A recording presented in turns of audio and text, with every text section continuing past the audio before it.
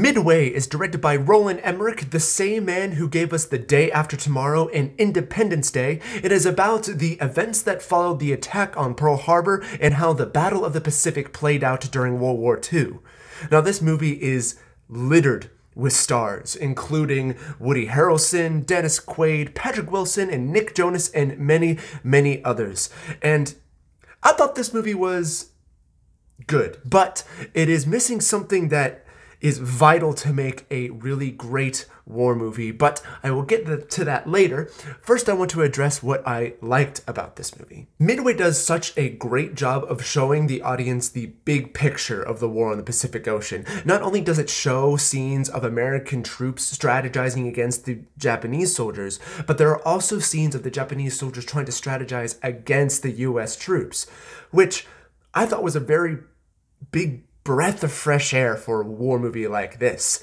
The only time I can really think about movies that really did that are Flags of Our Fathers and Letters to Iwo Jima, where you get one movie that's focused on the American troops and the other that is focused on the Japanese troops. This movie takes that concept and mashes them all in one movie, which I thought ended up working very well. One thing that stuck out to me was at the very end of the movie, and don't worry, this is not a spoiler, they go through all the pictures of the actual soldiers that were depicted in this movie, like every single war movie ever.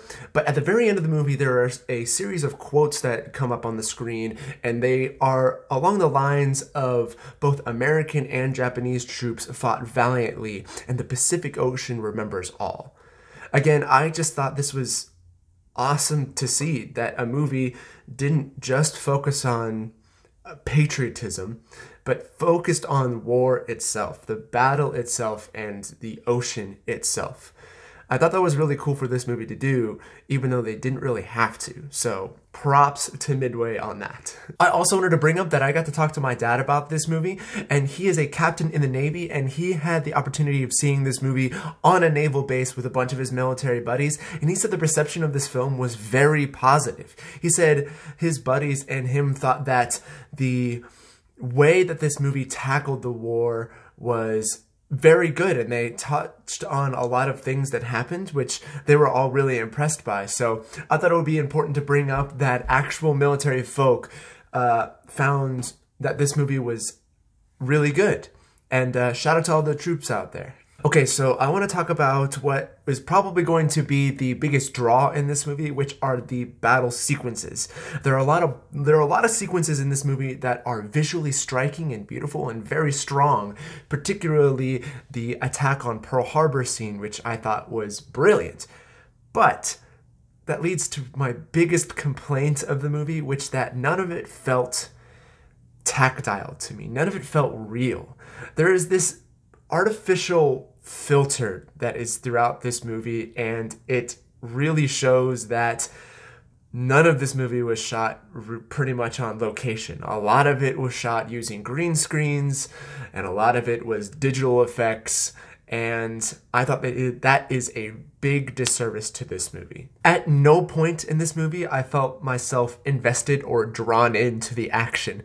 It's not like you're watching Saving Private Ryan or Black Hawk Down, or the two films that I brought up earlier, Flags of Our Fathers or Letters to Iwo Jima, which those films I felt like I was actually there on the beaches, there in the warfare, in the grit, in the dirt. But in this movie, I didn't feel that at all. And I don't know if that's because of the small budget of $59.5 million, or that it's a PG-13 movie, which shouldn't make a difference because Dunkirk was a PG-13 movie and that felt real. I don't know what it was, but because of the artificial feel of this movie, I just wasn't that much into it. And I also want to bring up that the majority of the performances in this movie were very one note, I should say. None of these actors besides Woody Harrelson really had a lot to do, and I didn't know why that they thought it was necessary to have all these big movie stars in the movie. The biggest offense to this, I think, is Nick Jonas. Listen, I have nothing against Nick Jonas. I think he's a talented guy, but in this movie, I think he was casted because they just wanted somebody to be relatable. just on the way he looks and not necessarily what he does in the movie, because Nick Jonas doesn't have a lot of screen time in this movie. He's barely in this movie. I think he has maybe 4 scenes, if I can remember, and less than 10 minutes of screen time. But I feel like the director felt like he needed him there so that the audience would immediately care about him because he's Nick Jonas, not because of anything he does in the movie, which is really sad. In the end, I thought Midway was fine, I guess. There was nothing that I absolutely hated in this movie, but there was not anything that really stuck out to me, except for a couple visually striking battle sequences.